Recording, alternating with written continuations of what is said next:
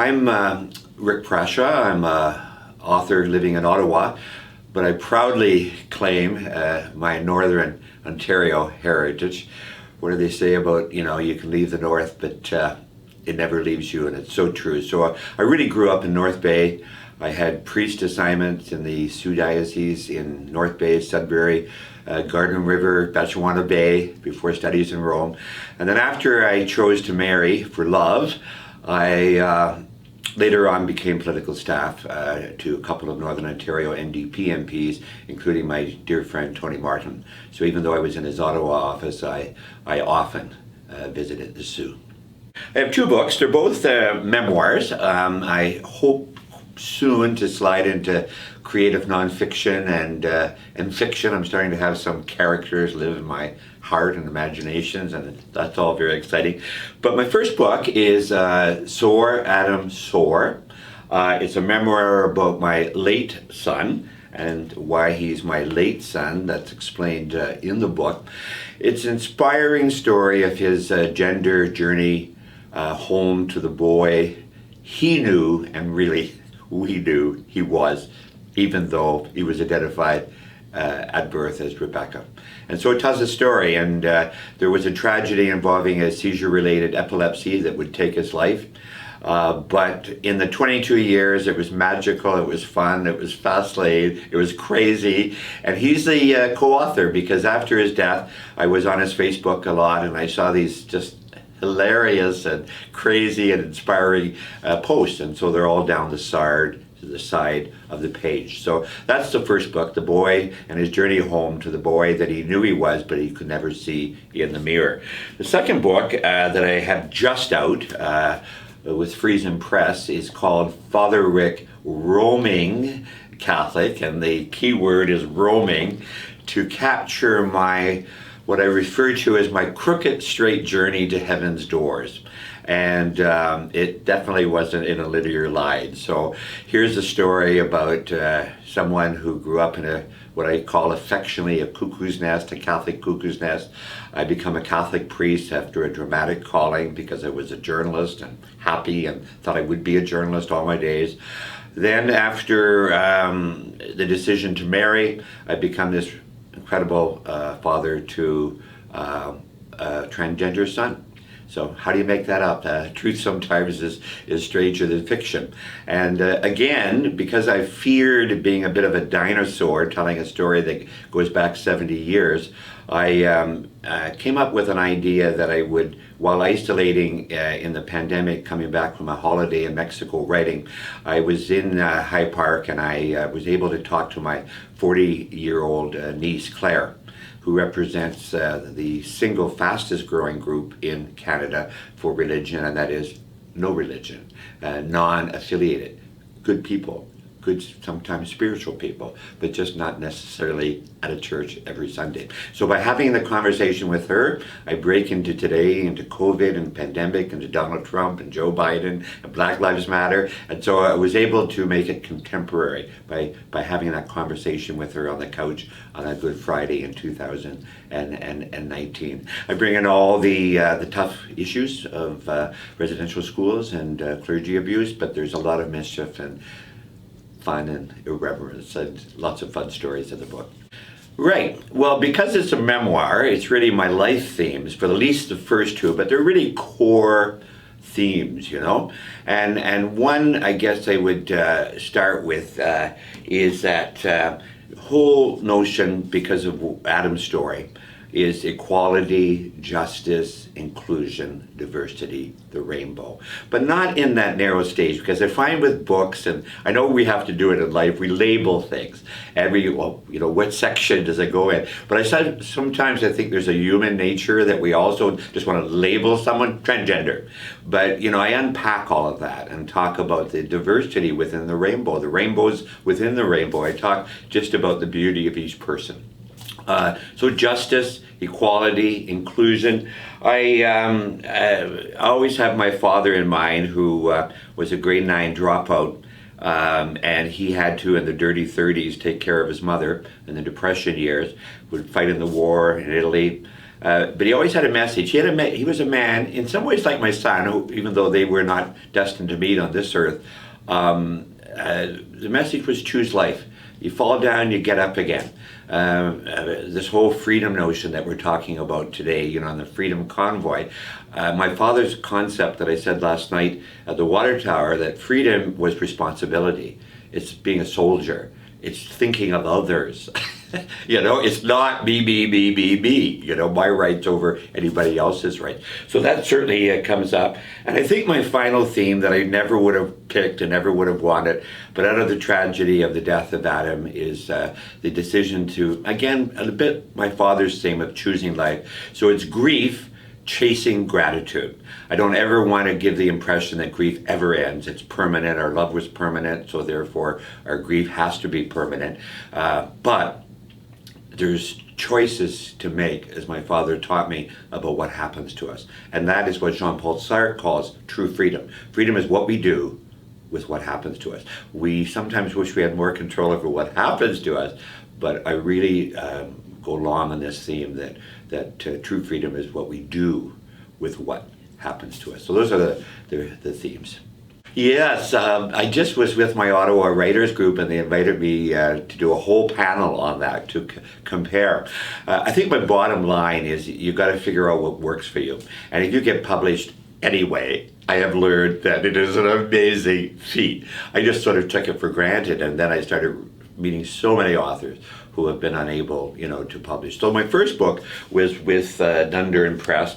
Very classy, very professional, a really good experience. Everything from the cover to the editor. But the big but with Dunder, and it just wasn't anybody's fault, is the very week that my book was published, the company sold. So all the love that I was promised from marketing and publicists, they were at meetings like, do I have a job? Who's my new boss? And I was left on my own. So in a way it was awful, but in a way it was the best thing that happened, because I harnessed my history of being a journalist and politics and media, and just I cobbled together a 35-city, 4-province, 2-state tour in my car over a year, So that's the tough part of being an author, that some authors do well and others don't want to do it at all. And that's the selling the book, the marketing book. You have to be that one. So I still, my bottom line is, if you can get a traditional publisher, get one. I think it's just a tremendous experience. But if your bottom line is, I want this book out there, there's many ways. There's the completely self-publishing way to go through Amazon or wherever, but then there's all kinds of hybrid publishers like Friesen Press that I use, where basically they put all the contractors together, the subcontractors, and you deal with them, you pay up front, and then you can make more on your book afterwards. And Friesen has a real transparent way of you knowing where your books are, what's selling. And so my Friesen experience was good, but I would still say overall, with the professional editing, the whole experience of it, the networking, the access to media, the pitching of the book, a traditional publisher is really something. But it's very hard. So many people need an agent, or they need some way to get in, because some of the publishers don't even want to see you. They want to hear about your work through an agent. I love talking with aspiring writers, and I like to encourage them. Sometimes I've had negative experiences where you get into a writer's group. Everybody tears everybody's work apart. And I suppose that was part of what we're supposed to do, but my first thing is to build people up and encourage them and say, "Atta go." I love Kurt Vonnegut, his advice. He wrote to a teacher in grade 6, and he was the only one famous person to answer it, and it's out there online. You can look up Kurt Vonnegut, Breakfast of Champions, and Slaughterhouse 5, and he said, just write for your soul. Write for your soul. Like if you dance home at the end of school, make a face in your mashed potatoes, sing in the shower. This is what he told the kids to do. And write a crazy poem that rhymes for 6 lines, and then don't even show it to anybody. Just rip it up, but your soul knows. And so to me, it was just magical to me to write, for your soul. But I think the thing that really is, you've got to find your voice. I was so petrified that I had worked for so many other bosses in my life, for religion, for politics. Sometimes in politics they don't want creativity, they just want the message cookie cutter. So I was honestly really dreading. I said, I know I can speak, I know I can tell stories, I know my voice, but will I be able to remember my voice? Because for every writer, that is their uniqueness.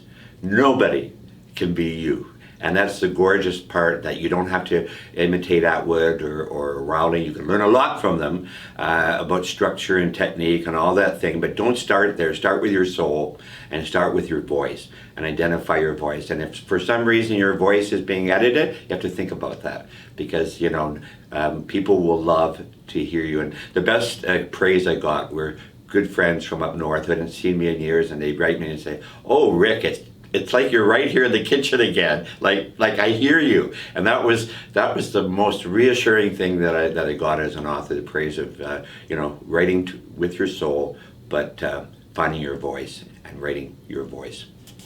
Oh, gee, that's a hard one. I guess that deals with my agenda.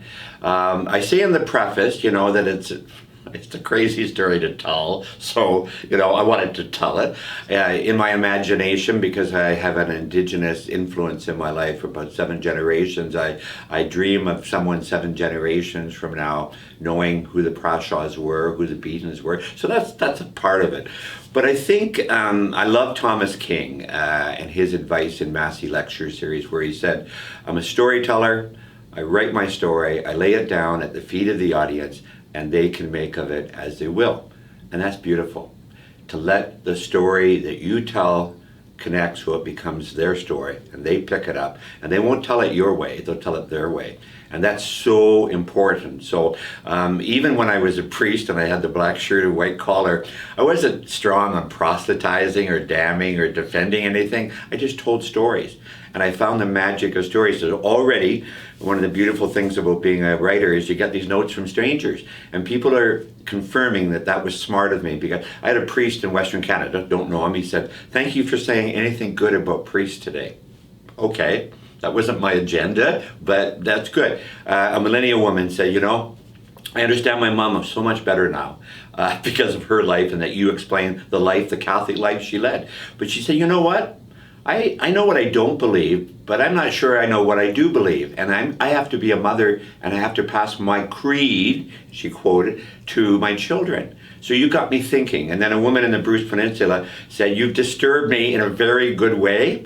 And she said, "I thought my Catholic faith was an heirloom in the attic, and I just dust it off every now and again." And she said, "I've got some unfinished business, and it's good unfinished business, and I got to realize and think about those years, So to me, it's just, the agenda is to tell the story. I love that. Lay it down, and people are going to pick it up or not pick it up, and they'll go in, many directions with it. Authors love that question. So I always say, the indie bookstores, if you're traveling, I know there are fewer of them, but there are a few in Northern Ontario, and so that's my first go-to. Second one is Indigo Chapters, and of course in COVID, it's more that they'll order it. You might not get it right away. Coles here in Sault Ste. Marie, it's in their system. I can't vouch for whether it's actually physically in. I love it in libraries. I love people to ask for it in the libraries. And then I have a website, www.rickprashaw.com, and you can certainly order either of the books that way.